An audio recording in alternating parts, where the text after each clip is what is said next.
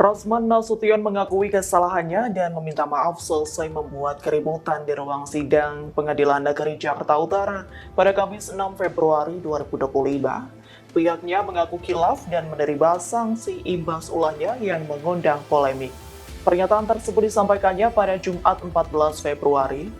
Rosman Nasution berkomitmen akan berperilaku lebih baik di masa mendatang, terutama dalam persidangan. Pihaknya mengatakan manusia tempatnya khilaf dan dosa.